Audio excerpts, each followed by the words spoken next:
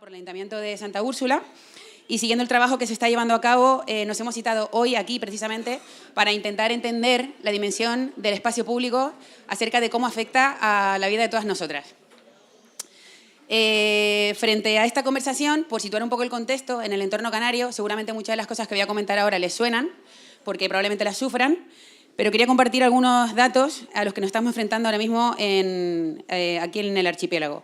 Actualmente se destruyen 4 kilómetros de costa al año en Canarias. No sé si este dato lo conocían. Es decir, cada año perdemos una media de 4 kilómetros de costa. Nuestras playas, nuestros barrancos están ahora mismo en peligro.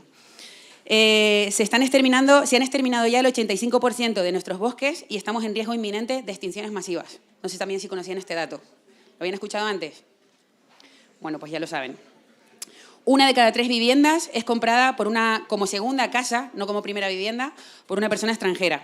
Mientras la juventud está destinando ahora mismo el 99,4% de su sueldo, personas jóvenes menores de 35 años, al alquiler. Eso también está pasando en Canarias. Es la realidad a la que ustedes se van a enfrentar pasado mañana, si no se están enfrentando ya con sus familias. Recibimos 18 millones de turistas al año. Es un dato que ha crecido muchísimo en los últimos años. Mientras que en el archipiélago vivimos apenas 2,3 millones de personas y se prevé que en los siguientes 15 años nuestra población aumente en 400.000 habitantes más. Nuestro parque de vehículos es comparable al de ciudades como Barcelona o Madrid. Si los pusiéramos en fila, podríamos ir caminando por encima de los coches hasta Sevilla. No sé si ustedes también lo sabían. Podríamos hacer un puente solamente con los coches que existen ahora mismo en Canarias. Si lo sacáramos todos a la vez al espacio público, no cabrían. Tampoco sé si este dato lo sabían, como curiosidad.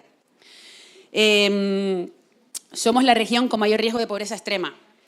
Y además, en los planos urbanos que nos enseñan a los técnicos, existe una coincidencia muy comentada sobre que esos lugares donde hay un mayor riesgo de pobreza son lugares que coinciden plenamente con los entornos más turistificados. Tampoco sé si sabían eso. Y por último, Canarias es la región con mayor riesgo frente al cambio climático de toda Europa.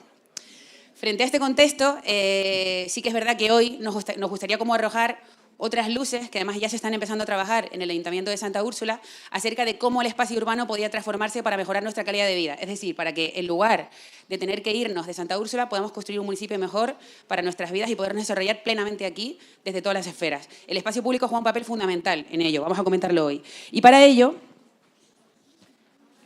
tenemos aquí a un panel de invitados que yo como arquitecta, y además aquí, por aquí otras compañeras arquitectas, es de un nivel bastante muy alto. No sé si lo podrán entender hasta qué punto es tan alto, pero es como traer un poco a los Rolling Stones en muchos aspectos del urbanismo. Entonces, en ese sentido, ya me hubiera gustado a mí cuando estudiaba, y ya ni te cuento en la universidad, pero en el instituto, que poder escuchar estas conversaciones, pues les invito a que estén atentas porque la verdad es que hay un nivel altísimo. En primer lugar, Salvador, me gustaría invitarte al escenario.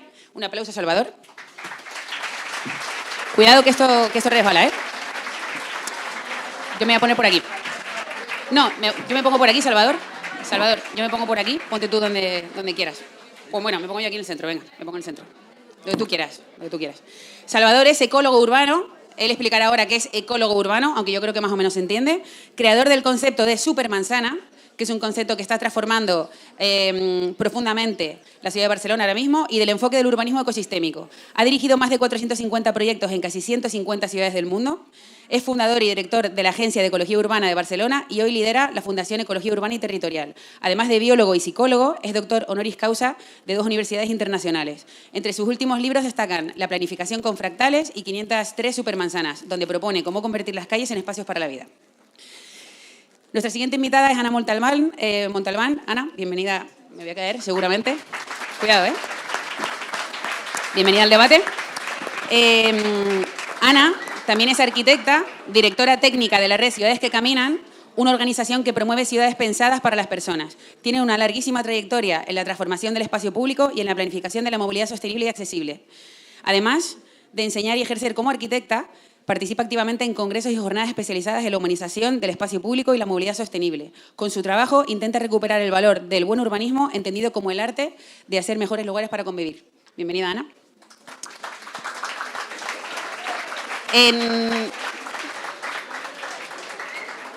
En tercer lugar, nos acompaña Adriana Chocoleto, que no sé si he pronunciado bien el apellido. Disculpa, Adriana.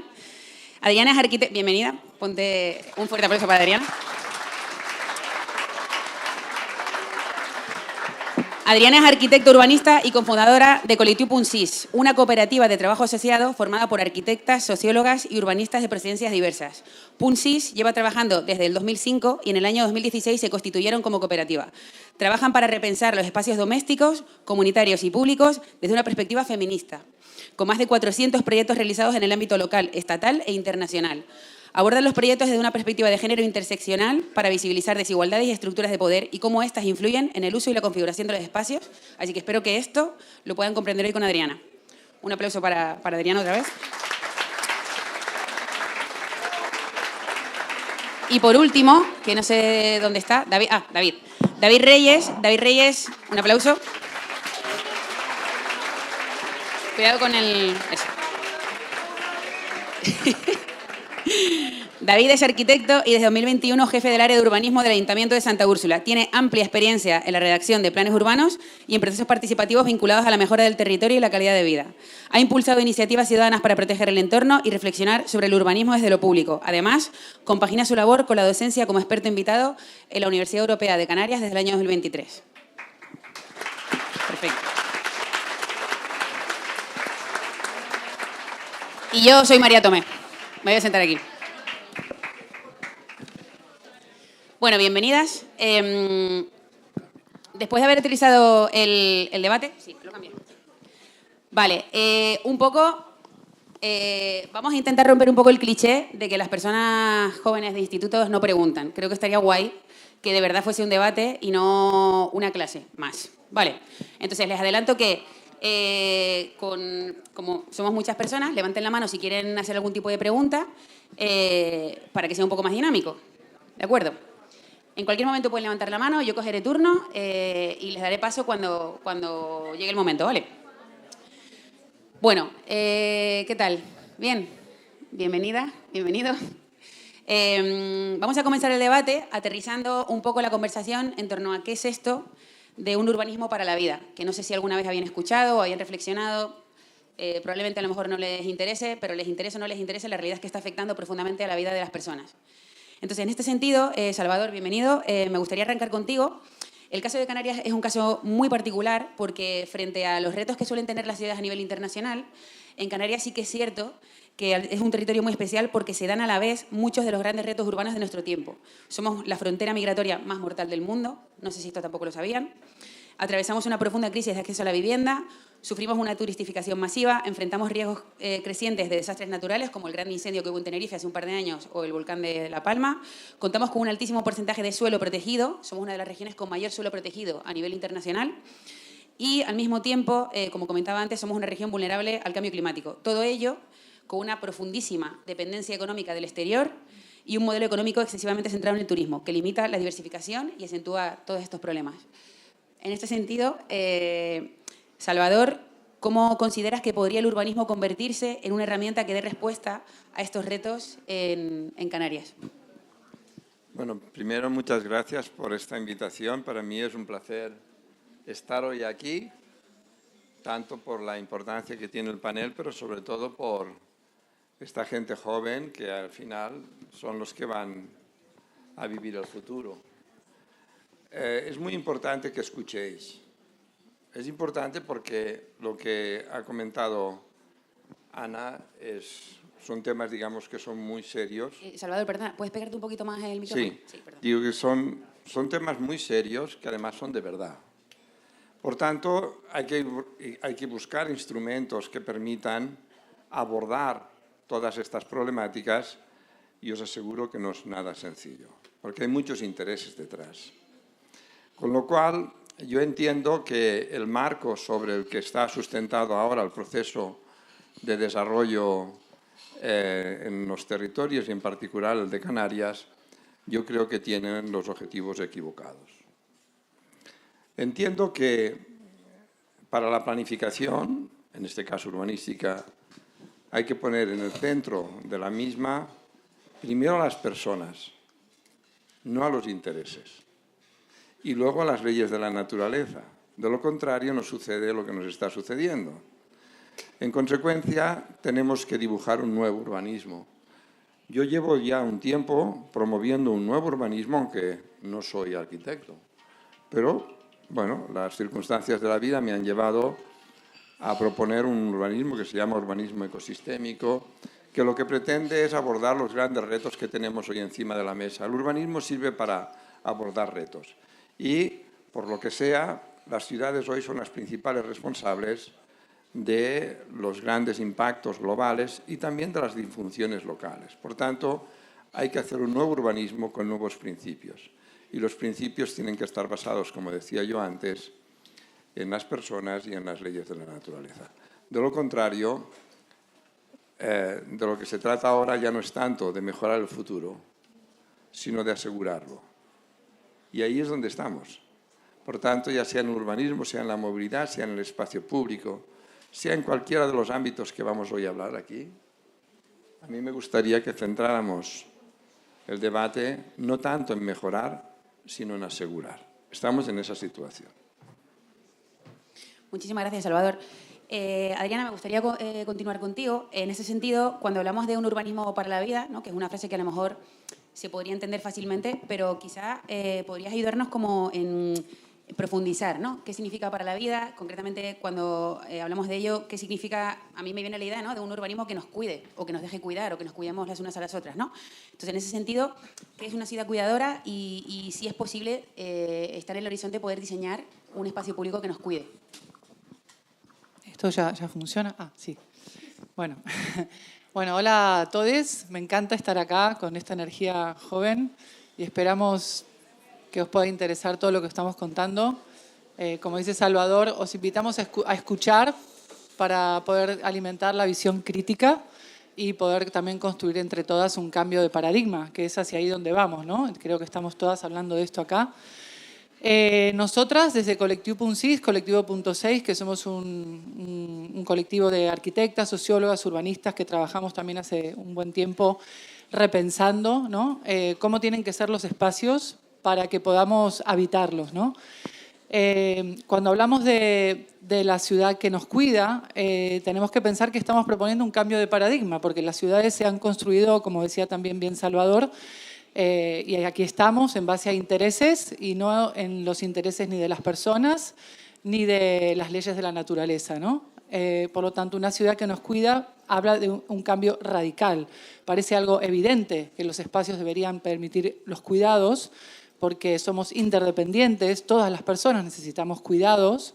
No necesitamos ni estar enfermas, ni en una situación desigual, ni en una situación ni desde la infancia solamente personas mayores, sino cada una de las personas que estamos acá somos interdependientes de nosotras a nivel social y del planeta, ¿no?, de todo lo que nos envuelve.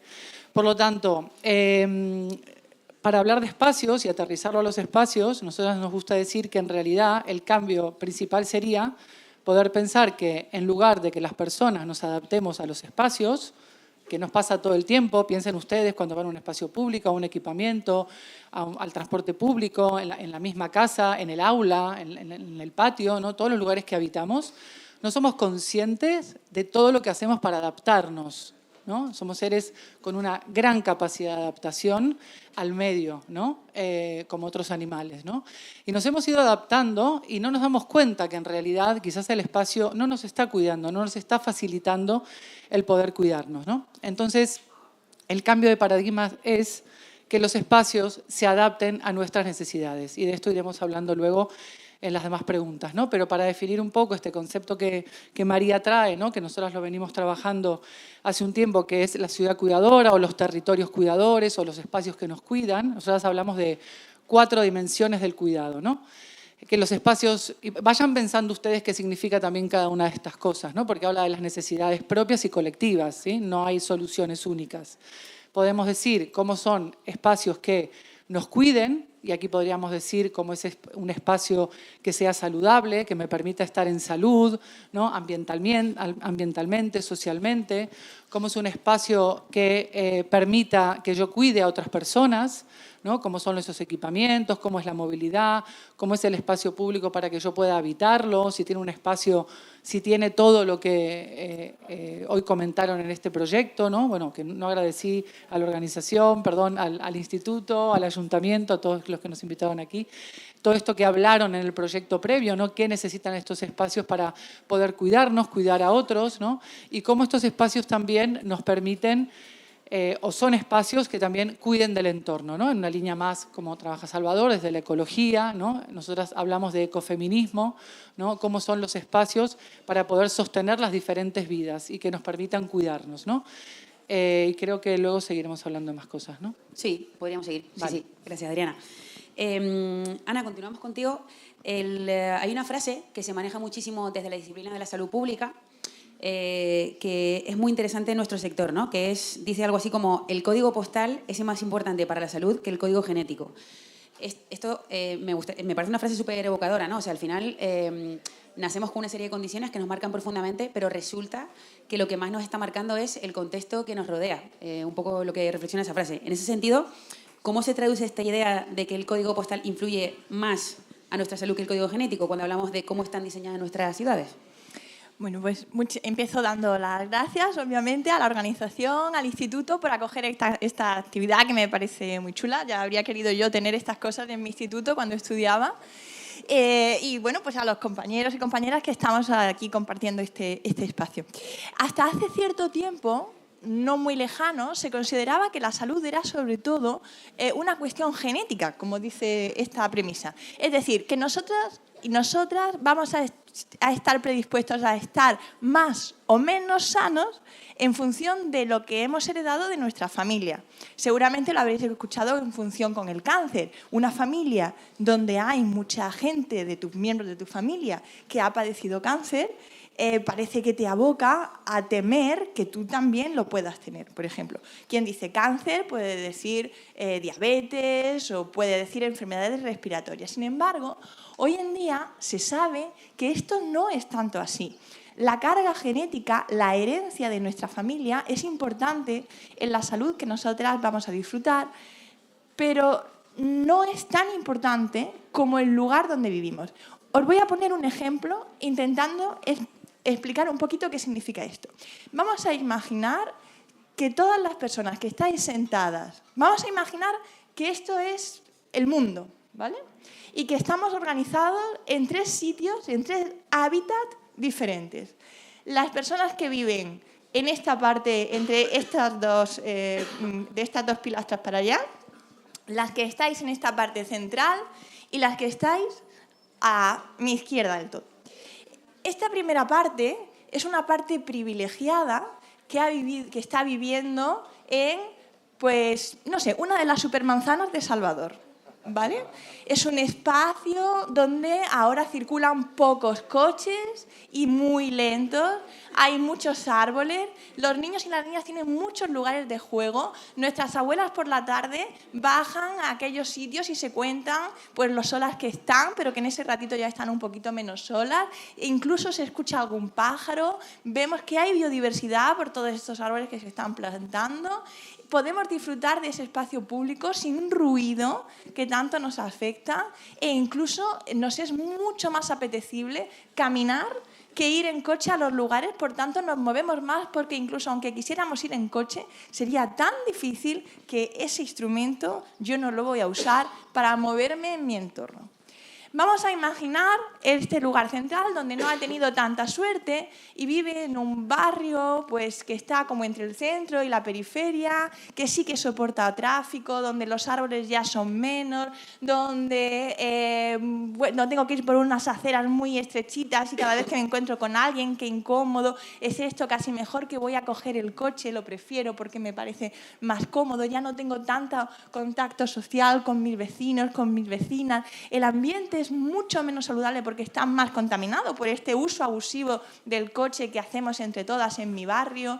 Me gustaría utilizar mi colegio, mi instituto por las tardes para hacer ejercicio, pero no puedo porque está cerrado. En aquellas supermanzanas abrieron los colegios para que se pudieran usar por la tarde para otras cosas. Y ahora nos vamos a ir a aquellas urbanizaciones dispersas que ha tocado a esta parte del mundo, que viven alejadas de las centralidades, que para cualquier gestión que quieren hacer necesitan el coche. Compro el pan por la mañana, necesito un coche. Voy a trabajar, necesito un coche. Voy al instituto, alguien me tiene que llevar en coche, con lo cual no solamente estoy contaminando, sino que además mi independencia está sometida a que mis padres y mis madres me quieran llevar a aquel sitio. No voy a caminar porque ¿a dónde voy a ir si ni siquiera tengo un lugar? No voy a socializar con mis vecinas. ¿Quién creéis que tendrá mejor salud? ¿Aquellos donde viven en un lugar más animado, juego libre, mejor aire? ¿O aquellos que están en un lugar más aislado y dependiente del coche para todo? Probablemente con menos árboles, aunque viven en una teórica ciudad-jardín, y todo el rato fuera de sus casas y dependientes del vehículo para moverse. ¿Quién creéis que vivirá con más calidad de vida y más salud? El grupo A, ¿verdad? Pues eso es lo que significa esa frase. Muchas gracias, Ana.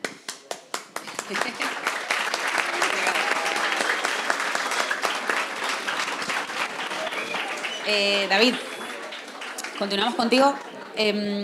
Tu papel es un papel clave. Todo esto que estamos hablando sería muy difícil de practicar si no existiera un equipo técnico dentro de las áreas de urbanismo de los ayuntamientos que entendiera y que intentara como introducir todo este conocimiento. En ese sentido, estamos abordando estos debates como a una escala muy, muy grande, ¿no? Pero desde lo concreto, ¿qué papel deberían jugar los municipios, en este caso Santa Úrsula, para incentivar el diseño y creación del espacio público para la vida? Muy bien, buenos días. Agradecer igualmente al Ayuntamiento la posibilidad de dar este espacio con estas personas que me rodean. Entiendo que mi papel aquí es poner la pata local, aterrizar este debate que llevamos tiempo teniendo a la realidad de nuestro municipio. A la pregunta que me planteas, María, pues el papel de los municipios es fundamental. Esto básicamente porque es en esta administración y no en otra donde recae la competencia. Somos los únicos competentes en posibilitar que los distintos escenarios que ha comentado Ana, en estos 3 escenarios diferentes, pues podamos pasar de uno a otro, ¿no? En ese sentido, tenemos la competencia, en nosotros recae la responsabilidad, en nosotros como ayuntamiento hablo. Comentar que esto no es sencillo, ¿sabes? Estamos hablando de un ámbito administrativo en donde los procedimientos están vinculados a unos procedimientos, las transformaciones no son, aunque quisiéramos hacerlas de manera inmediata, no son sencillas, hay todo un mundo burocrático que superar, que da garantías, pero que genera dificultades. Yo en esto quería destacar 2 aspectos, ¿no? Uno, la importancia de la planificación en el ámbito local, el tener claro desde el ayuntamiento hacia dónde queremos ir, o sea, saber de dónde partimos y a dónde queremos llegar, ¿no? Es como fundamental tenerlo claro. Yo creo que en Santa Úrsula hemos ido asentando esta idea y creo que ahí lo tenemos claro. Y otro aspecto que me parece fundamental es la participación, ¿vale? Y la participación por tres cosas en común, ¿no? Una que podemos todos entender, que es como la más clara, ¿no? La participación nos ayuda pues, a descubrir cuáles son los intereses de una sociedad diversa, ¿no? Nos ayuda, pues, oye, que nosotros en el ayuntamiento podemos pensar que esto es lo mejor, pero a través de procesos de participación podemos entender, oye, pues que igual hay otros intereses también, ¿no? Por un lado, pues en segundo lugar, porque la participación nos ayuda a compartir esos deseos de manera colectiva, ¿sabes? La importancia de tener una visión general en la comunidad, ¿sabes? En el municipio de Santa Úrsula sobre a dónde queremos ir, ¿no? Y una tercera parte importante que nos aporta la participación es el que ayuda a la toma de decisiones, ¿no? La toma de decisiones, hablamos en un ayuntamiento, queremos pasar de un escenario a otro, queremos sacar adelante un proyecto, estamos hablando de la toma de decisiones se da en el ámbito político, se da en un ayuntamiento, se da en un pleno, se da en un equipo de gobierno. En este sentido, la participación ayuda, es fundamental a empujar a que esas decisiones se puedan tomar con firmeza en el ámbito que se tienen que dar. Bueno, ya seguimos hablando de otro aspecto. Muchas gracias, David. Bueno, una vez como aterrizado un poco, ¿no? ¿Qué significa esto de un urbanismo para la vida? Me gustaría como continuar con uno de los derechos reconocidos por la ONU, que es el derecho a la ciudad. No sé si sabían que este derecho existe, se está empezando a reconocer cada vez más. Y continuamos contigo, Salvador.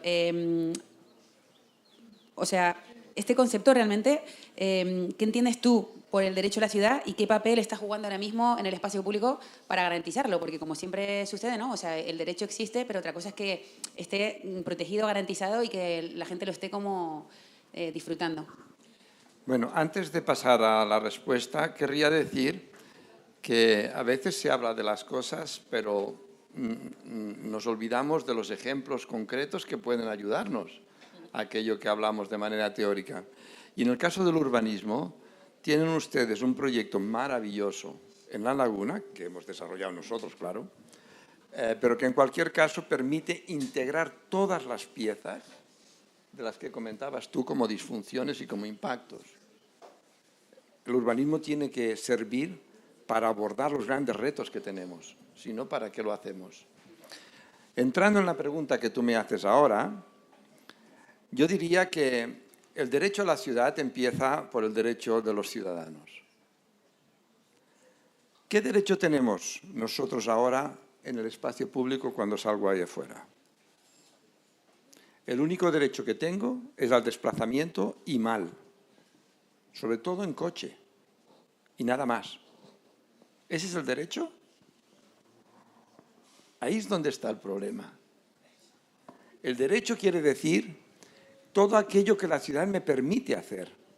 Pero claro, si salgo ahí fuera, eso es un peligro, porque hay máquinas de 1 tonelada con unas velocidades que no son humanas. Por tanto, no puedo hacer nada más que tener cuidado.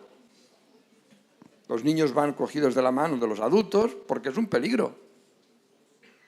Por tanto, la idea del derecho a la ciudad empieza cuando empezamos a desarrollar transformaciones en el espacio público, que es la casa de todos. Acuérdense, ustedes quieren tener la casa limpia, la casa en donde puedan vivir maravillosamente bien. Pues la casa de todos es el espacio público. Y ahora mismo, en la mayoría de ciudades, también en Santa Úrsula, está hecho unos ciscos. Es así. Es un aparcadero. Es así. No aquí, en todas las ciudades. Por tanto, el derecho a la ciudad quiere decir que además del desplazamiento, sobre todo a pie, tiene que haber el derecho al entretenimiento.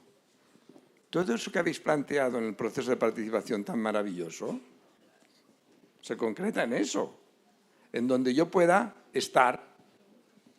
Ahora en la mayor parte del espacio público de Santa Úrsula no se puede estar, solo se puede uno desplazar, pero estar no está. El entretenimiento, el juego de los niños, todo eso que habéis planteado en ese espacio se concreta en los derechos, son derechos, pero que la ciudad no nos da. El derecho al entretenimiento, al ocio, al juego, a la fiesta. El derecho a la cultura y al arte. El derecho al intercambio, al mercado, aunque sea, digamos, semanal. El derecho a todo aquello que pueda representar el contacto con los demás e intercambiar cosas, incluso las terrazas para tomarse una cerveza. Pero también el derecho al debate, a la reflexión, al ágora moderna. Todo eso no lo podemos hacer ahora. Por tanto, el derecho a la ciudad está constreñido a algo tan ridículo como que me he pasado del tiempo o no. Qué bonito, queda como de fondo, ¿no? Como muy jazz, profundo. Yo continuaría. Pues esos son los derechos para mí de la ciudad.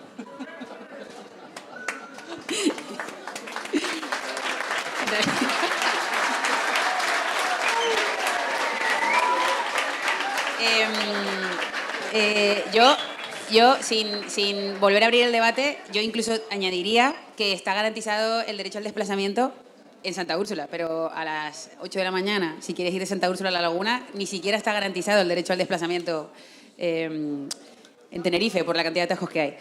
Vale, Adriana, continuamos contigo.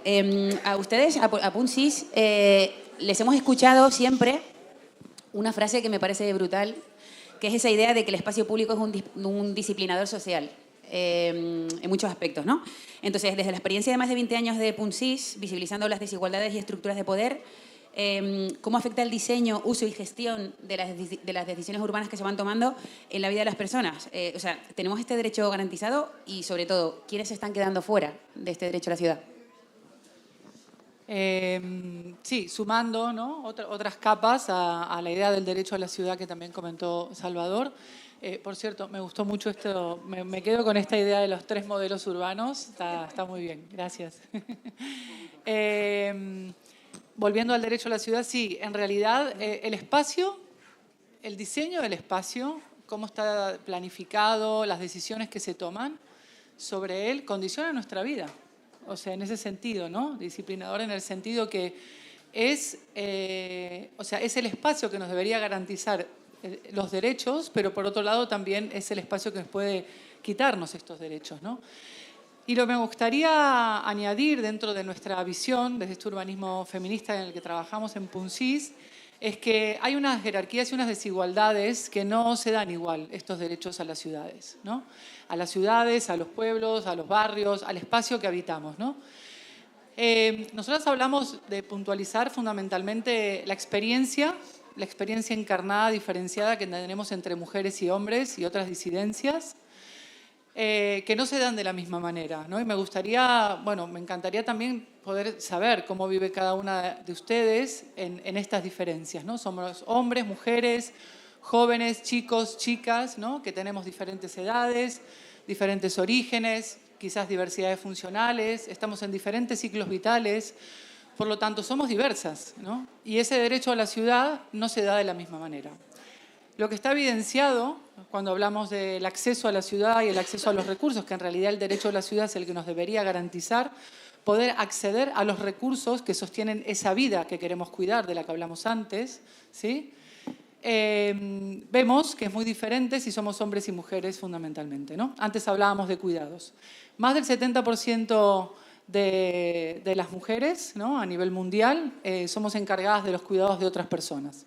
O sea, cuando hablamos de cuidados hay una gran diferencia, ¿no?, en la corresponsabilidad de los cuidados. Esto hace que utilicemos el espacio de una manera muy diferente desde pequeñas, ¿no? Nos encargamos de muchas cosas que ya vienen como dentro de nuestros roles, ¿no? No sé si alguna vez hablaron, supongo que sí, veo algunas pintadas, y hay mucho trabajo en los institutos, afortunadamente, que hablamos de estas diferencias, ¿no?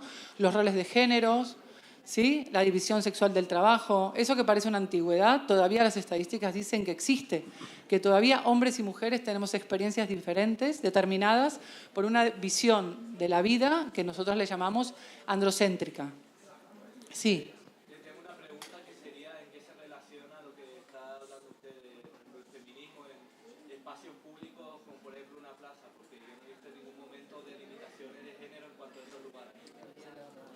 Claro, bueno, sumo la pregunta a ver si la puedo ir conduciendo en lo que estaba comentando, ¿no? En realidad, cuando hablamos de esta diferencia de roles de género, no estamos queriendo perpetuar, no estamos queriendo hacer ciudades para mujeres y ciudades para hombres o ciudades para disidencias. En realidad, lo que estamos promoviendo, desde lo que venimos hablando desde el primer momento, es lo colectivo, lo comunitario, el compartir, o sea, los valores son los mismos. Pero para poder todas compartir y estar bien en los espacios, necesitamos ser conscientes que partimos de unas desigualdades estructurales que nos posicionan en lugares muy diferentes. Hay personas que ejercen jerarquías y hay personas que viven desigualdades. Y esto nos va a pasar a todas. En algunos momentos de nuestra vida estaremos en lugares más favorecidos y en otros momentos más desfavorecidos. Y hay personas que están siempre en esa base de lo desfavorecido, ¿no? Entonces, volviendo al hilo anterior, poder entender que la vida cotidiana que desarrollamos cada día necesitan muchas cosas, ¿no?, para sostenernos. Ir a los equipamientos, a los espacios públicos, las redes de movilidad, el transporte, poder ir a pie, poder venir a un instituto, poder ir a un centro de salud. Todo eso es nuestra vida cotidiana, ¿no? Y esa vida cotidiana es muy diversa dependiendo de la experiencia personal de cada persona. Entonces, tenemos que tener en cuenta, cuando hablamos del derecho a la ciudad, que no todo el mundo la puede vivir de la misma manera. Hay unas grandes desigualdades estructurales en nuestra sociedad y entonces tenemos que atender esas que sostienen la vida, que no se han tenido en cuenta. Se ha priorizado lo productivo, el trabajo remunerado, todo lo que tiene que ver con la especulación y la producción, y se ha dejado de lado sistemáticamente cada vez la vida, ¿no? La vida es cuidar de otras personas, es cuidar de la gente mayor, es acompañar a la canalla, a los peques a los coles, es que ustedes puedan vivir de manera autónoma y no dependan de que alguien los lleve en coche. Esto por un lado. Entonces, la vida cotidiana es muy diferente, depende la experiencia encarnada de cada persona. Y por otro lado, y ahora vamos a la mano, ¿sí? Para terminar la idea. Por otro lado, me gustaría también que cada una se sitúe en su propia experiencia encarnada y desde este urbanismo feminista, o desde el feminismo, desde los feminismos, también ponemos de manifiesto que hombres y mujeres, por nuestras diferencias en nuestros cuerpos sexuados, tenemos diferentes experiencias en el espacio público también. Nuestro cuerpo se lee de una manera diferente. Las mujeres tenemos una experiencia encarnada de acoso y de violencia, sistemáticamente también a lo largo de la historia.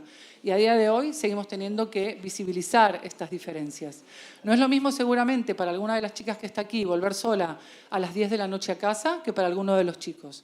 ¿Cómo es la percepción de seguridad? ¿Cómo son esos espacios públicos? ¿Están iluminados? ¿Son seguros? ¿Me siento cómoda? ¿Puedo salir con mis amigas y volver a cualquier hora? ¿O tengo que estar siempre acompañada de alguien para que me dejen volver después de las 10 de la noche? ¿Cómo voy vestida? ¿Soy libre de utilizar ese espacio? ¿Puedo gozar del espacio público? ¿Puedo acceder? ¿Tengo derecho a esa ciudad con todas mis diversidades, con todas mis particularidades? ¿Puedo ser libre en ese uso? Esas serían un poco para mí las preguntas que como derecho a la ciudad nos tendríamos que hacer, entendiendo nuestras diferencias de edades, de géneros, de orígenes y de diversidades. Pero ya me comí como 15 minutos. No pasa nada, está bien. Haz la pregunta, si no se escucha bien yo la repito si quieres, ¿vale? Ponte de pie si te apetece.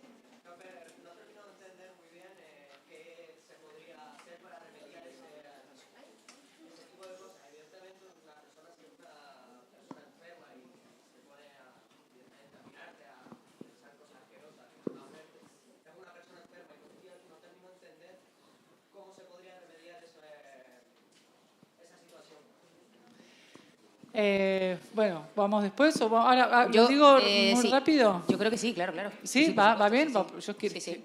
Perdón, panel, pero es que Sí. están hablando, me encanta. No, continuamos sin problema. Es un poquito largo, pero a ver si lo puedo decir sintéticamente.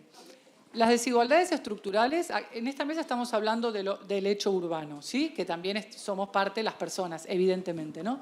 Pero poder revertir estas desigualdades, dentro de las cuales también está todo lo que estás diciendo de acosos y abusos, desde el urbanismo solo no se pueden hacer. El urbanismo puede contribuir en algunas cosas y nosotros estamos convencidas que el diseño urbano, ¿sí? Que gracias, afortunadamente tenemos, ¿no? Personas que lo están pensando, ¿no? Que me están acompañando acá también en la ronda, ¿no? Que serían las administraciones públicas, las personas que se dedican a pensar estos espacios urbanos junto con la participación de las personas, se puede mejorar, ¿no? Por ejemplo, un espacio público con más visibilidad, con usos vitales a diferentes horas del día, donde no solo haya coches, sino que las personas podamos apropiarnos, vivir ese espacio juntas, colectivizarlo, va a hacer sentir que me sienta acompañada, que cuando vuelvo a casa no me sienta sola, que sean espacios que de alguna manera me cuiden en que mi percepción de seguridad, que es lo que nos diferencia entre hombres y mujeres, sea diferente, ¿no? Que yo pueda percibir en ese espacio como un espacio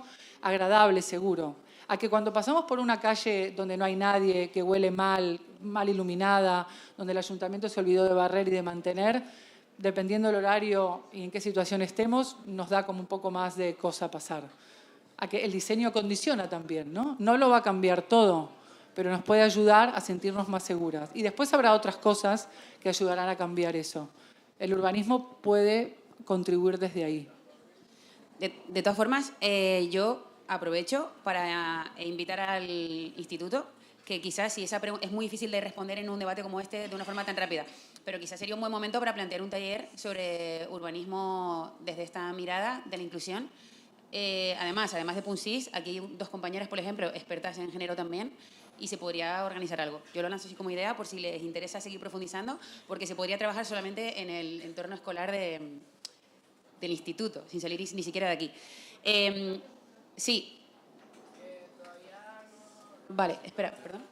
Sí, simplemente por reforzar lo que comenta Adriana, yo creo que se ha explicado muy bien, pero tomando el ejemplo que ha planteado antes Ana, que me parece fantástico, lo de esos tres modelos, esperemos, en relación a lo que preguntaba, yo creo que es fácil imaginar esa situación de posible acoso sexual de una persona que va caminando sola en cada uno de esos tres modelos. O sea, yo creo que es fácil imaginarse lo protegida y lo que puede estar una persona y lo segura que puede estar en el modelo A, en donde hay una vitalidad, un montón de usos, donde muchas miradas que te protegen, a la situación en la que tienes en esa ciudad muerta, vacía, donde vas ahí desolada, caminando totalmente desprotegida entre cualquier situación que se pueda dar.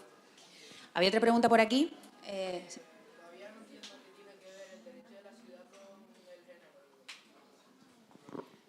género. Bueno, para que los derechos sean democráticos para todas las personas de forma igualitaria, partimos de una situación que ya hay una desigualdad. O sea, hay personas que nos estamos encargando más de algunas cosas, de sostener esta sociedad y ser corresponsables en muchas cosas, y hay otras que no. Entonces, eso cambia nuestra experiencia de poder acceder a los lugares, ¿no? Entonces, para que el derecho a la ciudad sea igual para todas las personas, hablamos de género, porque aún, a día de hoy, no hay una igualdad de géneros en la corresponsabilidad de las tareas y responsabilidades sociales. Por ejemplo, no sé cómo es en tu casa o en alguna de las casas de aquí, si pensamos, ¿no?, quién es la persona que se encarga mayoritariamente, ¿no?, o en las casas de sus abuelos o abuelas, de cocinar, de cuidar de las criaturas, de acompañar a los coles, de acompañar a la salud. ¿Sí? ¿A qué figura viene? No sé, alguien que diga alguna. Tú mismo. Sí, pero un segundo, que tu compañero levantó. ¿Quién sería? Perfecto, muy bien. Tus padres es una persona corresponsable en este caso, ¿no? Perfecto, tu papi se ocupa de estas tareas, ¿sí? ¿Quién más quiere aportar? Sí. Pues en mi casa, mi mamá es la que se ocupa de todo eso, pero mi papá, a su vez, también tiene sus, digamos, roles, como por ejemplo ser el hombre de la casa que vaya a trabajar, que si pasa algo, te entra, no sé, un ladrón o cosas así, él sale, el que defiende, cosas así. Yo creo que está un poco igualado. Yo en mi casa la verdad es que todos colaboramos igualmente, equilibradamente, sin necesidad de estar pensando en las tareas que tiene que hacer cada uno, sino que todos hacemos todos, en fin. Vale.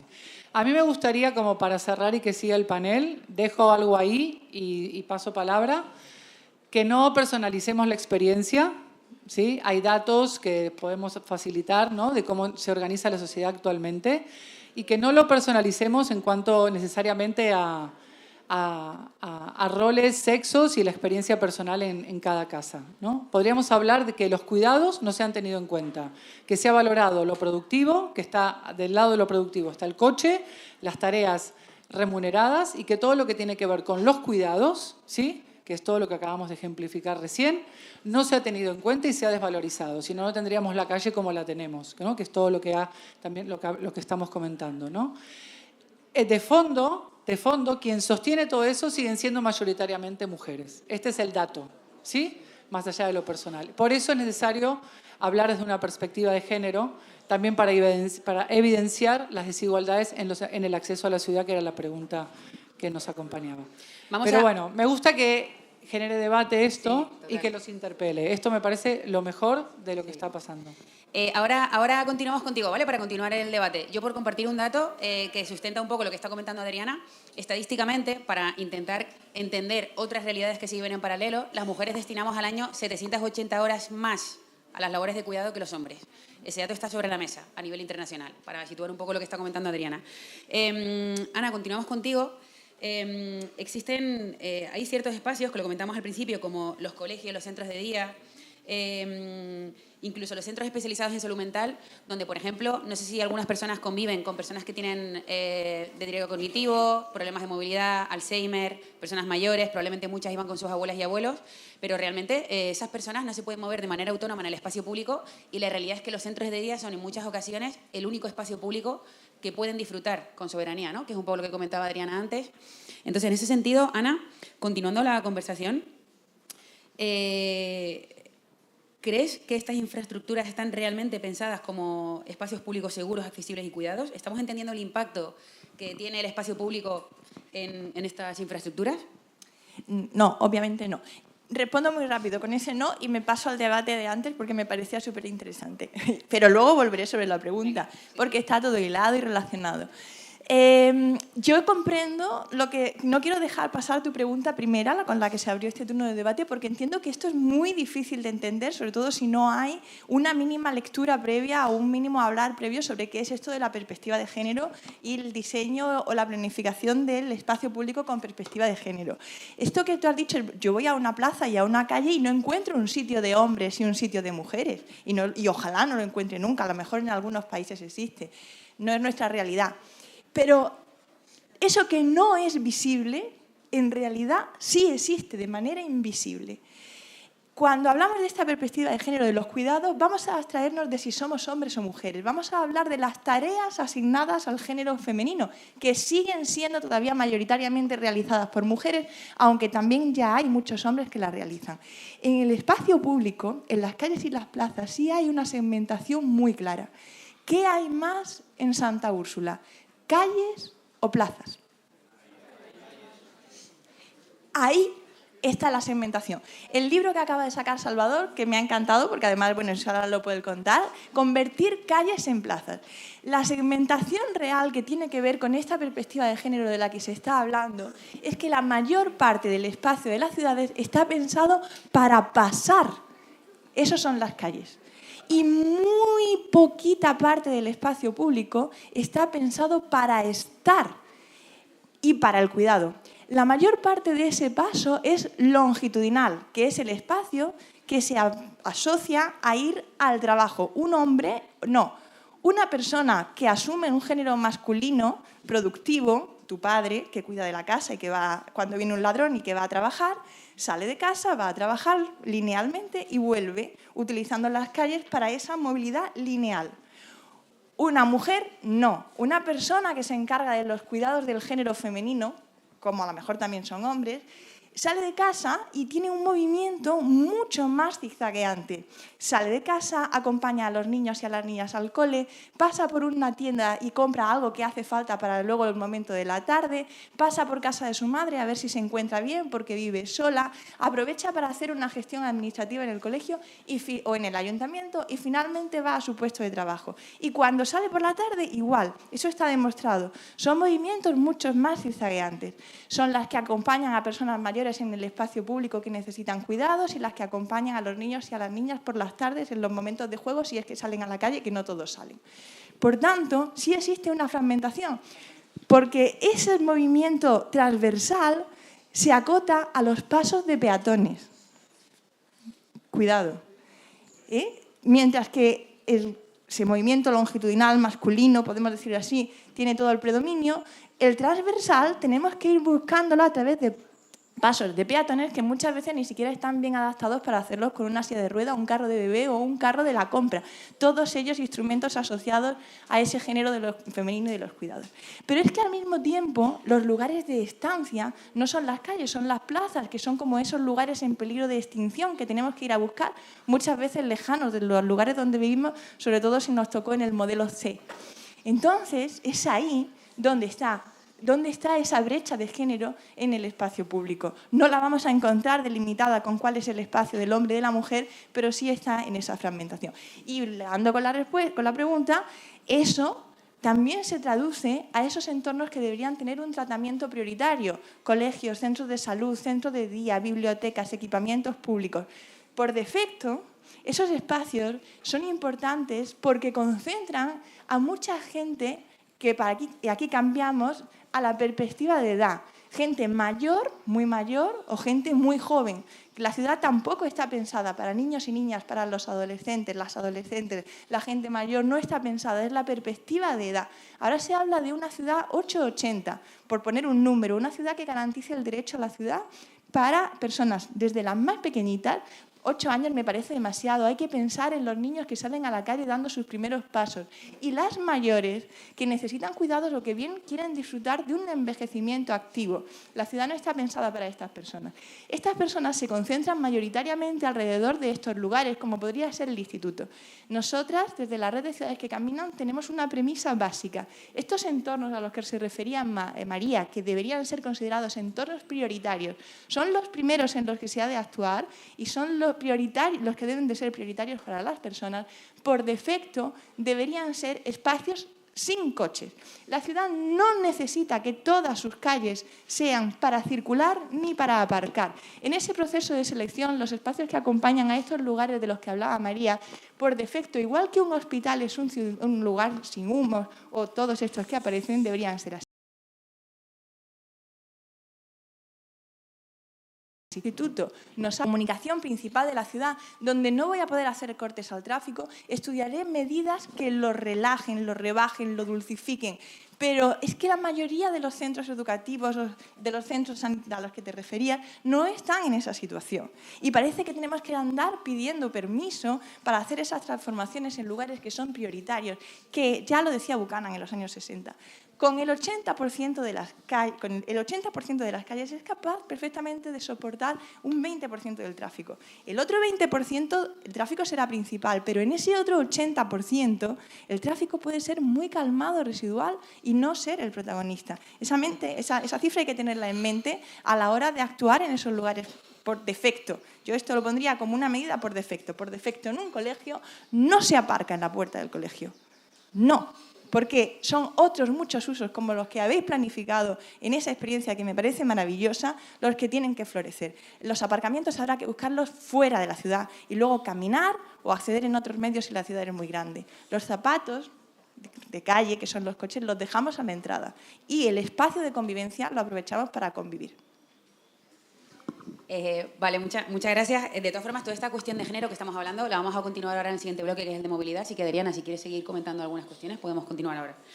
David, por de nuevo intentar como tener esa mirada un poco más local en un territorio como Santa Úrsula, la pregunta que te quería compartir es qué horizontes tenemos por delante aquí en Santa Úrsula para poder comenzar a blindar ese derecho a la ciudad que estamos comentando. Muy bien. Yo creo que conviene empezando a contar algunas pinceladas de lo que es Santa Úrsula como municipio, ¿no? Si pensamos en una ciudad, si le preguntamos a Wikipedia qué es una ciudad, pues la primera imagen será pues, una ciudad con un núcleo más antiguo, en donde la ciudad va creciendo así en círculo. Santa Úrsula no responde a ese patrón quizás más común, tampoco es que sea una singularidad dentro del mundo de ciudades, pero viene a ser, al igual que la comarca Acentejo, una ciudad, un municipio que nace a partir del eje de la carretera. Entonces, en ese sentido, cuando trabajamos con los talleres de hace 2 años con el alumnado, le preguntábamos que cuál era el centro de Santa Úrsula para ellos. Pues así, el centro de Madrid está claro, la Puerta del Sol, el centro de Santa Cruz está claro, es el entorno de la Plaza España. Le preguntamos qué era para ustedes el centro y se quedaban que no terminan de entenderlo. Algunos decían pues una zona concreta que es el entorno del ayuntamiento. Entonces ahí empezamos a interiorizar y a compartir que realmente Santa Úrsula no tiene un centro, Santa Úrsula tiene un eje, ¿vale? Santa Úrsula tiene un eje de centralidad. ¿Cuál es el centro? Pues esa línea, ese entorno de la carretera. Entonces, en ese sentido, Santa Úrsula parte de una situación un tanto desfavorable porque de manera general en ese centro, ese eje lineal de centro, que está formado por 30 metros entre fachada de edificio y fachada de edificio, de manera generalizada hay zonas en donde el asfalto cubre los 26-28 metros. Es una situación muy desfavorable, muy mala. Sin embargo, el que ese centro esté en horizontal y que tenga espacio y que se disponga de espacio más allá por el que pasa la carretera, genera una situación en donde es muy fácil, donde es muy sencillo plantear transformaciones fáciles. Vamos, quiero decir con esto que así como otras ciudades igual lo tienen crudo porque es que su estructura urbana pues genera mayores dificultades para transformar en sentido de conseguir entornos urbanos pues más saludables, con mejor calidad de vida y demás. En Santa Úrsula lo tenemos bastante fácil. Además, se da una circunstancia muy contradictoria. ¿Sabes? Tenemos, siendo una ciudad ahora mismo diseñada para el coche, se da una circunstancia y es que tiene lo que muchos municipios añorarían, y es que hay una gran actividad comercial que va más allá incluso del servicio que se da a nivel municipal, ¿no? Entonces, parece que se dan, o sea, que tenemos los condicionantes, hay voluntad municipal, hay voluntad del Pleno, hay voluntad política, tenemos los condicionantes para empezar a implementar cambios importantes. En este sentido, el reto para cualquier profesional del ámbito del ámbito técnico es un atractivo importante poder trabajar aquí. La estrategia que hemos planteado, quizás lo abordaremos más adelante, hemos visto, o sea, que estamos empezando a transitar por un proceso que ha sido común en otras ciudades en donde ya han transformado sus entornos urbanos. Estamos empezando a transitar, nos estamos empezando a enfrentar al debate de qué es lo que conviene, ¿no? Veíamos antes, cuando explicaba Virginia y Chano, pues hicieron una pequeña pincelada creo que lo llamaron conflicto, ¿no? Cuando durante el proceso, ustedes lo conocieron, durante el proceso en el que estuvieron trabajando, llegó un momento que surgió el conflicto. Y el conflicto, bueno, bienvenido sea el conflicto. O sea, estaba tardando en aparecer en este debate que estamos implantando aquí en Santa Úrsula, ¿no? El conflicto es una particularidad propia del espacio público, está vivo. Al fin y al cabo estamos hablando de cambiar las prioridades de ahora mismo esto está pensado pues para que los coches aparquen, para que los coches circulen, y ya estamos tratando de cambiar de paradigma de, oye, vamos a pensar en las personas, vamos a pensar en espacios que respondan a los intereses de las personas. Pues ese conflicto tenía que llegar y surgió. Entonces, en ese sentido, la estrategia que estamos planteando en el ayuntamiento, vemos necesario el ahondar en este debate, ¿no? Hemos visto que en esas pequeñas iniciativas, en esos pequeños cambios que hemos intentado implementar, hemos visto que hay un rechazo, una falta de comprensión y un rechazo frontal por parte de la propia población.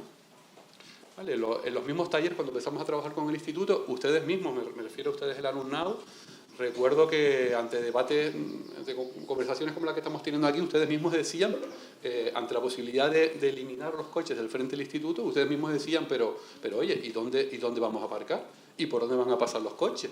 Y si la hora no puede entrar la guagua, ¿cómo entramos al instituto?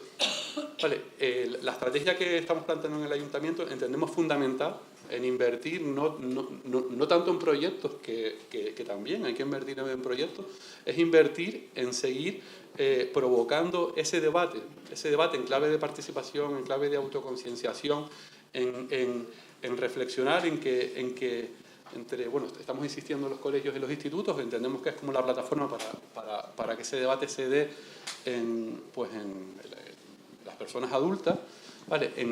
El reto para nosotros es provocar que esa necesidad de cambio sea real, ¿sabes? Porque ahora mismo no hay, así como desde el punto de vista técnico y desde el ayuntamiento entendemos y sabemos hacia dónde queremos ir, nos encontramos con esa dificultad. Con esa dificultad que no existe esa necesidad, no está socializada esa necesidad de transformar la locura que puede ser, o el disparate que puede ser desde el punto de vista urbanístico, ese eje de centralidad en Santa Úrsula. Totalmente. Ahora, bueno, gracias David, vamos a adelantar tu pregunta, Salvador, porque creo que te tienes que ir pronto. Vamos a incidir un poco más en esa idea de la movilidad, ¿no? Que es uno de los grandes temas, concretamente en Santa Úrsula, desde el punto de vista de cómo afecta a la movilidad a la salud. En ese sentido, antes de profundizar en Santa Úrsula, ¿dejas que intervenga él y lanzas la pregunta o lo prefieres? Vamos a ir con la intervención si quieres y ahora... Bueno, dime.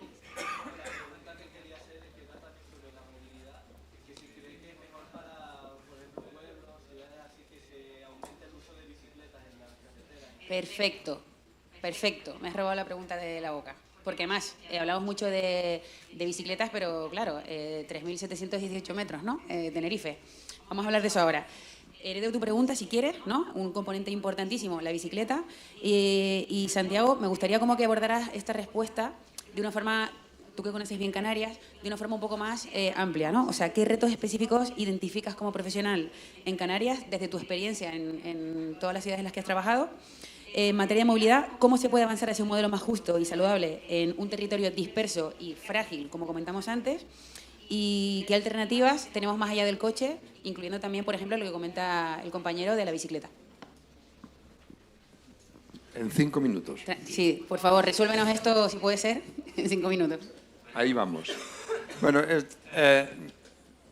por suerte he tenido la oportunidad de poder analizar algunos de los aspectos de la pregunta, digamos, en proyectos concretos de Canarias. Yo creo, y no es de ahora, sino que esta propuesta ya la hice quizá hace 15 años, yo creo que Canarias, mejor dicho Tenerife en este caso, se merece un tren que dé la vuelta a la isla. Así de claro. Así de claro. Un tren, porque al final la mayoría de la gente vive en la costa. Un tren que dé la vuelta crea nodos. El coche lo que crea es dispersión, que es el tercer ámbito que comentaba Ana. Por tanto, creemos nodos. Querría decir que un porcentaje mayoritario de la gente podría utilizar ese medio de transporte si está bien diseñado. Dicen, es que va a romper todo el territorio. Pues pongamos por encima de la autopista, no pasa nada. No ocupemos más espacio. ¿Se puede hacer? Pues claro que se puede hacer. Hay ejemplos, muchos. En definitiva, necesitamos de entrada a nivel territorial un medio de transporte que sea la columna vertebral del movimiento masivo de la gente. En segundo lugar, cuando ya entramos a niveles más locales, necesitamos que los movimientos, la movilidad activa sea la que mande. La movilidad en bicicleta y la movilidad en movimientos a pie. Por tanto, en ese ámbito que comentaba Ana, ahí es donde prevalece y predomina el movimiento activo. En consecuencia, yo entiendo que lo importante ahora es cambiar el modelo de movilidad y tenemos una oportunidad de oro. De todo lo que se ha hablado hoy aquí, uno de los elementos que ha ido saliendo de manera recurrente es el uso del espacio público, que es el que hace ciudad. Una ciudad existe cuando hay espacio público. Si no, lo que tenemos es urbanización y espacio urbanizado, pero eso no es ciudad, eso es suburbio, es muy distinto. En consecuencia, si queremos hacer ciudad, tenemos que incorporar la idea que se nos viene ahora con la nueva tecnología de automoción. Los vehículos eléctricos, ¿dónde los vamos a enchufar? En el espacio público. Eso hará permanente la ocupación de la ciudad por un artefacto para siempre. No. Tenemos la oportunidad de limpiar nuestras ciudades. Por tanto, ¿qué quiere decir eso? Que hay que planificar a marchas forzadas dónde vamos a poner esos eléctricos que se empiezan a comprar ahora. Hay que buscar sistemas baratos que nos sirvan para acumular esos vehículos que se puedan enchufar y, por tanto, cargar sin ocupar ese espacio público. Por tanto, tenemos una oportunidad de oro de limpiar nuestra ciudad, de hacer que eso que hay ahí abajo se convierta en algo distinto. Es fundamental. En definitiva, estamos planteando la posibilidad de cambiar el modelo de movilidad, que hoy está basado fundamentalmente en esos movimientos con un artefacto como el coche, transformarlo a que sea un servicio. Y si es un servicio, tenemos que preguntarnos cuál es la columna vertebral donde deben llegar los coches eléctricos o autónomos para que la movilidad sea un hecho a nivel local y territorial. En definitiva, yo creo que tenemos una gran oportunidad ahora, si lo planificamos. Si no, no, porque volveremos otra vez a las andadas. Y todos aquellos que ahora mismo están reclamando que este espacio de aquí fuera se convierta de nuevo en un aparcamiento, ¿vale? Reclamarán que les pongas un enchufe para cargar el coche. No. Hay que buscar los espacios ahora para que el coche vaya donde tiene que ir. Muchas gracias. Dime la pregunta si quieres y la incluimos en el debate porque nos quedan solamente 10 minutos para las 3 últimas preguntas.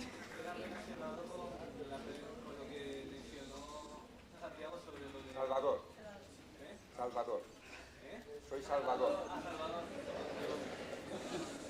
Relacionado con lo que yo hablaba sobre el tren, que si crees que en vez de construir un tren que a lo mejor sería mucho más tardado y tardaría más tiempo, se podría aumentar la cantidad de rutas del tranvía, por ejemplo. Creo que a lo mejor hay pocas. O de la guagua, ¿no? Porque como el Sí. tranvía llega Mira, solamente... en este espacio, en esta zona costera, ¿vale? El tren podría ser el elemento a implantar. Mientras se pueden establecer sistemas de lo que se llaman sistemas de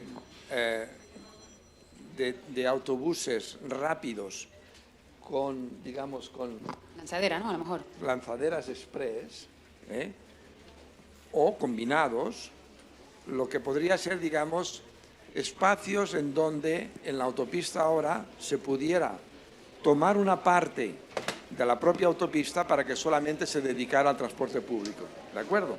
Eso permitiría hacer una transitoria entre lo que es el tren, que tardará más en llegar, a esta otra que permitiría que pudiéramos llegar desde Los Realejos hasta Santa Cruz de una manera rápida, que desde Santa Úrsula pudiéramos conectarnos a ese sistema y que permitiera que la mayoría de los movimientos, al menos un 25%, se redujeran para evitar los colapsos que hay cada mañana y cada tarde en la F5. Hay que buscar sistemas que están estudiados, por tanto lo que hay que hacer es implantarlos. De todas formas... Vale. De todas formas, yo no puedo evitar decirte, Salvador, como profesional también, que el tren sí, pero solo si es a costa de un carril de la autopista. Eso también me gustaría como compartirlo. Sí, porque es un debate como que ahora mismo está muy caliente en Canarias y ha habido grandes movilizaciones precisamente para luchar contra el tren. Entonces, sí.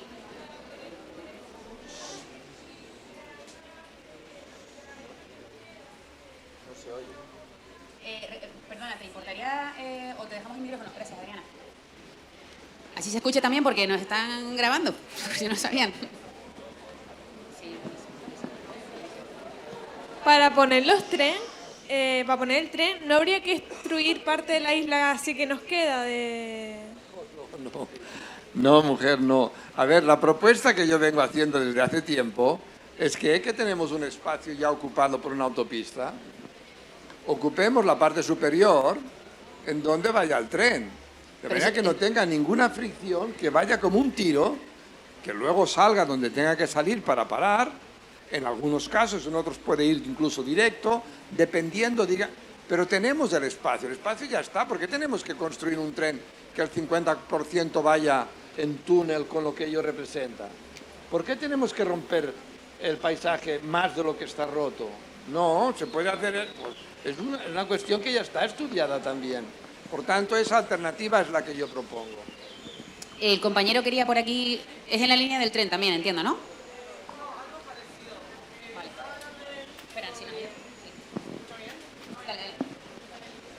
Que estabas hablando sobre los cargadores para los autos eléctricos. Que sobre los autos eléctricos, para mí y para algunos es un tema nuevo, que se dice que es más sano que un auto normal por dióxido de carbono y todo eso que suelta, pero a su vez una como de las cosas que se habla es como de la batería, que contamina bastante, y si pensabas que hay alguna solución para la batería que contamina. Mira, el vehículo eléctrico, yo creo que lo más importante que tendríamos que discutir, no es un debate que hoy sea el básico, pero en principio el vehículo del futuro tendría que ser un vehículo compartido. Yo creo que el coche autónomo va a ser un coche compartido, no tiene mucho sentido que sea particular. Si es compartido, entonces estamos hablando de la movilidad como un servicio. Quiere decir que te llegará a ti, pero a otros también, el mismo vehículo.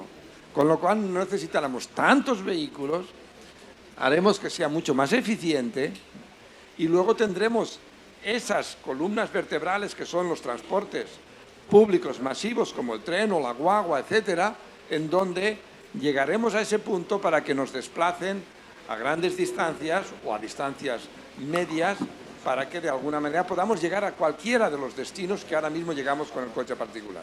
¿De acuerdo? A mí sí que me gustaría añadir una cosa respecto al coche eléctrico, sea eléctrico de hidrocarbono o, pues no sé, propulsado con Coca-Cola, me da igual, que puede ser menos contaminante en la cantidad de partículas pequeñas que emite o de dióxido de carbono, pero que el problema del almacenamiento que dice el chico de las baterías está ahí, el problema de dónde se están extrayendo los materiales para la generación de las baterías, dónde se acumulan cuando ya nos sirven, a qué parte del mundo que no vemos va, y luego una cuestión que eso no lo sabemos porque está así como en ese ámbito de lo científico desconocido, pero sí hay una cosa que podemos saber cualquiera que sea capaz de observar mínimamente. Un coche, independientemente del medio de energía que utilice para moverse o de la tecnología que incorpore para limpiar los gases que produce, ocupa exactamente el mismo espacio, atropella exactamente igual, influye exactamente igual en nuestros hábitos sedentarios y además influye exactamente igual en la pérdida de autonomía infantil y de autonomía de la infancia que es transportada por sus padres, madres a todos los sitios en coche. Y eso no lo podemos olvidar. Un atasco de coches eléctricos es exactamente igual que un atasco de coches no eléctricos. Una puerta de un instituto llena de coches eléctricos a la hora de salir, recoger, etcétera, etcétera, es exactamente igual que una de coches que se mueven con nubes de algodón. Y eso no lo podemos olvidar. El debate del espacio público no se puede centrar en la tecnología del coche como nos quieren vender, sino en la reducción necesaria del uso del coche para los usos que se pueden resolver de otras formas. Y eso llega con los coches compartidos, si no es difícil conseguirlo. Sí. No usar el coche para trayectos que podemos hacer a pie o en bicicleta o en transporte público. Tenemos que ir cerrando, lo siento un montón. De todas formas, nos vamos a quedar aquí un ratito más. Por las que quieran seguir comentando, nos ponemos en un ladito y seguimos conversando, ¿vale? Pero tenemos que ir cerrando el debate. Faltan 3 preguntas por hacer, no se van a poder hacer sobre movilidad, aunque hemos hablado bastante de movilidad. Entonces, si les parece, me gustaría como que una de las cuestiones que tenía pensadas para cerrar, que lo comentó un poco David, es que cuando intentamos proponer estas transformaciones en el espacio público, muchas veces nos encontramos con reticencias o incluso una incapacidad fuerte de no imaginar otros futuros posibles, ¿no? Entonces, con la llegada de las redes sociales de una forma brutal, la inteligencia artificial, la desinformación, realmente lo que está en juego no es la atención, sino la capacidad de poder imaginar futuros diferentes, probablemente. Que sobre todo cuando las personas asumen esa transformación, la imaginan y acaban deseándola, es cuando viene verdaderamente el cambio real. Entonces, en ese sentido, por acabar un poco en positivo, que es importante también para los siguientes pasos, me gustaría que hiciéramos como una ronda totalmente abierta de reflexiones finales, donde si se les han quedado temas también por comentar, les invito a que los comenten para cerrar el debate y les vuelvo a recordar que si quieren nos quedaremos algunos por aquí para continuar la conversación. Salomé está por aquí también. Entonces, si quieres, ¿te apetece comenzar a ti, Adriana? ¿Quieres? Venga. Sí, bueno, tengo una pila de temas de todo lo que he escuchado. Me gustaría cerrar con preguntas y reflexiones para que se lleven a casa, la verdad, más que concluir con cosas. Bueno, sobre temas que salieron en relación a la segmentación de los espacios y cómo utilizamos los espacios, la verdad que lo primero que tendría que haber traído es el ejemplo de cómo utilizamos los espacios escolares, por ejemplo, los patios. Cómo son los patios, cómo son las pistas de fútbol, quién las utilizan, qué pasa alrededor, cuáles son las cualidades espaciales. Hay muchos trabajos que nosotros estamos haciendo también en patios escolares y de institutos donde ahí claramente se ve la segmentación. O sea, era un tema que debería haberlo iniciado desde el primer momento para que podáis entender desde vuestra propia experiencia. Al final, todo lo que estamos hablando, inténtenlo llevar a vuestro propio uso cotidiano. O sea, vuestra vida cotidiana es el testimonio que os puede ayudar a mirar de manera crítica todo lo que está pasando a vuestro alrededor y desde ahí poder hacer aportaciones creativas, visionarias y novedosas a todo lo que estáis recibiendo, que es la herencia que se ha construido, ¿sí? Entonces piensen cómo son esos espacios, qué necesitan para ser felices en esos espacios, para poder desplegar su creatividad al máximo, para poder usar con libertad el espacio público, para poder apropiarse, para poder vivirlo de manera comunitaria. Otra pincelada de temas de de movilidad, la movilidad no puede ser pensada desde lo individual. Volvemos a lo colectivo, a lo compartido. Estamos hablando de sociedades más justas y para poder ejercer esos derechos lo tenemos que hacer entre todas. No podemos basarnos en decisiones individuales, en derechos individuales que van contra los derechos comunes, ¿no? Entonces piensen ustedes, ¿qué necesitan para venir al instituto cada día? ¿Realmente necesitan que sea una movilidad basada en lo individual y en el coche? Venimos a pie. ¿Quiénes vienen a pie? Levanten la mano. Bien alto, así lo vemos. Vamos a hacer una estadística rápida. ¿Quiénes vienen en bicicleta? Hay que ser valienta, ¿eh? Está, bien. ¿Quién viene en transporte público, en guagua? Venga, viva la guagua. ¿Y quién viene en coche? Bueno, me gustaría que entre ustedes puedan compartir esta experiencia y cuál es esta diferencia en la experiencia de llegar al INSTI de una manera o de otra. Y para pasar la palabra, me gustaría que ejercicios como el que se hicieron esta mañana, que nos explicaron los compañeros y compañeras, no recuerdo vuestros nombres, son los que para nosotras hay que abogar. O sea, las urbanistas son las personas que utilizan los espacios. Yo puedo tener títulos de urbanista y ejercer hace años y tener mi propia experiencia desde el lugar que ocupo y desde el rol que desempeño. Pero las personas vecinas y que habitan los espacios son las verdaderas expertas. No podemos hacer nada en lo posible, siempre que sea posible, como están aquí haciendo también todo un trabajo de consulta sobre las diferentes necesidades que tiene Santa Úrsula. No podemos hacer nada sin entender la complejidad de la vida cotidiana, que es particular de un territorio y de una sociedad que la habita. Por lo tanto, participación, lo comunitario, ¿sí? Pensar colectivamente, apropiarnos de los espacios y ser conscientes de las desigualdades para no perpetuarlas. Esa sería un poco la idea. Muchísimas gracias. Muchísimas gracias.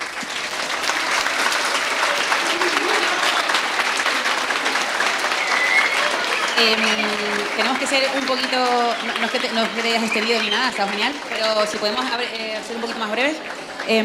David, ¿te gustaría continuar con la reflexión final de cierre? De forma breve, lo siento muchísimo, me toca este papel, sí. Lo siento. Quizás antes una pequeña pincelada en relación a la movilidad, ¿no? Que lo hemos pasado un poco de largo, porque se ha agotado el tiempo. Simplemente comentar que la apuesta en Santa Úrsula, les decía que es muy fácil la transformación.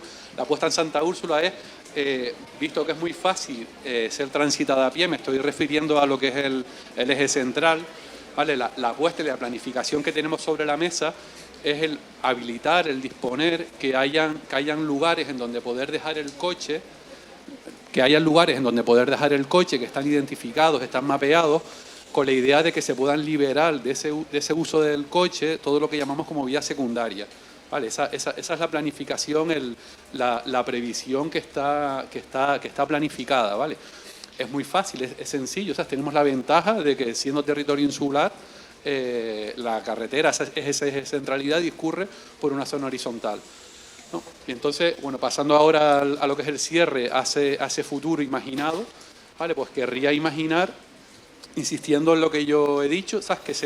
Que se eliminen esas reticencias, esas dificultades que hay para implementar estas transformaciones, y en ese sentido me gustaría pensar en que esa transformación necesaria acabe siendo un reclamo, ¿vale? Acabe siendo un reclamo popular que impulse y que facilite pues esas transformaciones que queremos, ¿no? Que se entienda que el espacio público de ninguna manera puede estar subordinado a las exigencias del coche, ¿sabes? Y que se entienda que esas exigencias del coche, al fin y al cabo, acaban limitando y eliminando las otras funciones que se deberían de dar en el espacio público. Ya lo han comentado las compañeras, el estar, el compartir, el encontrarse, en cuidar, en jugar, el facilitar el comercio y demás.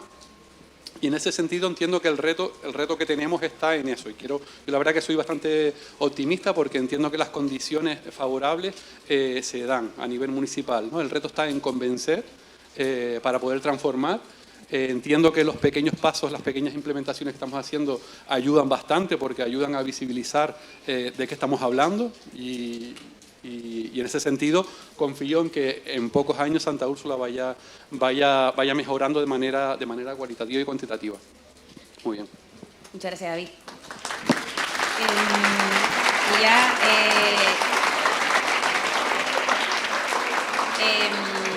Bueno, les pido de nuevo brevedad, si puede ser. ¿Quieres continuar, Ana? Sí, pues yo voy a ser muy breve, voy a hacer referencia a una mujer urbanista famosa dentro de nuestro ámbito, Janet Sadikan. Fue la comisaria de movilidad en Nueva York durante el momento en el que se hicieron grandes transformaciones en lugares tan emblemáticos como, como Times Square y tal. Y es que estamos en lucha. Ahora mismo hay una lucha por el espacio público. Durante décadas hemos estado como adormecidos, dejando que determinados usos asociados a la movilidad en coche ocuparan todo el espacio público. Ahora nos hemos dado cuenta, el espacio público urbano es limitado y estamos en lucha. Esto es una lucha.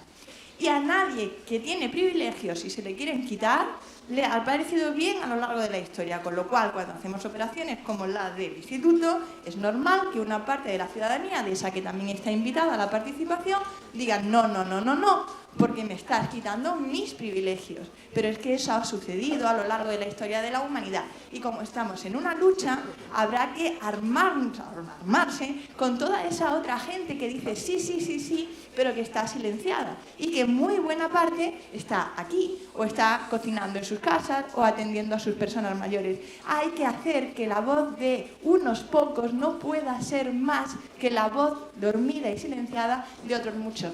¡A la lucha!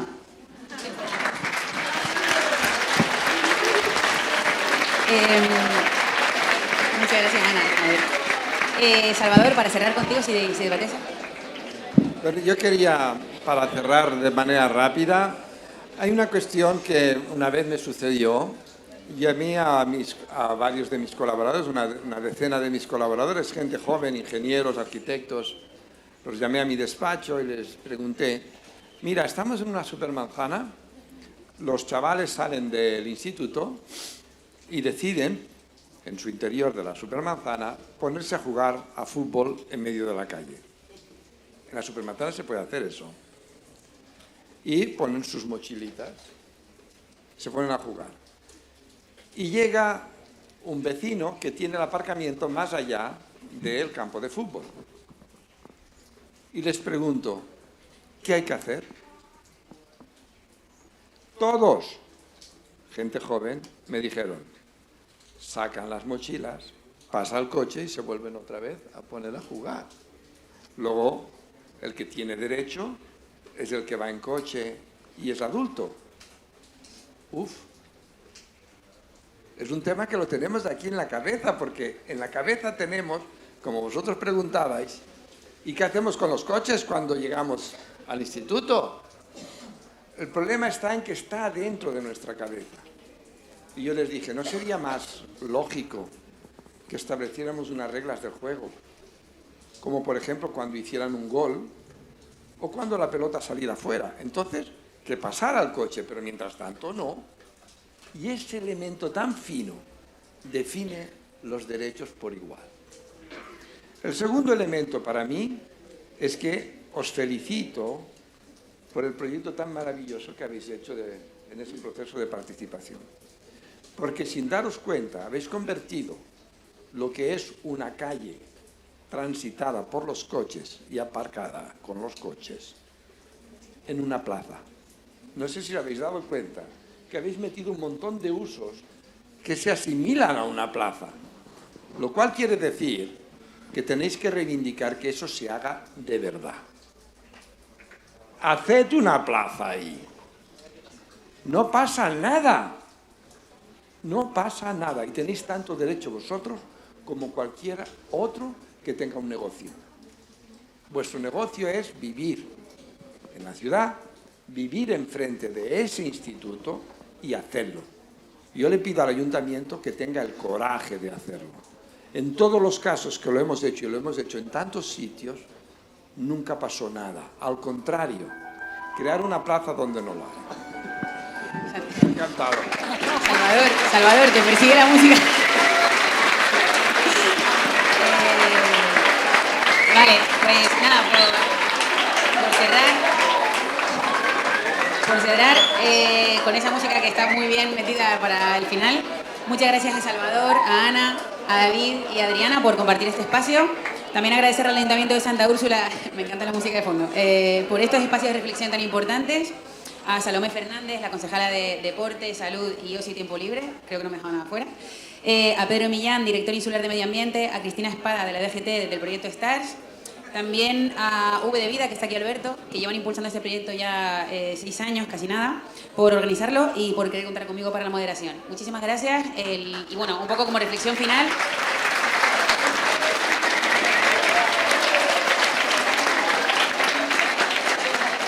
Simplemente, por cerrar, otra forma de hacer ciudad es posible y no solamente posible, sino que es urgente. Muchas gracias por estar aquí.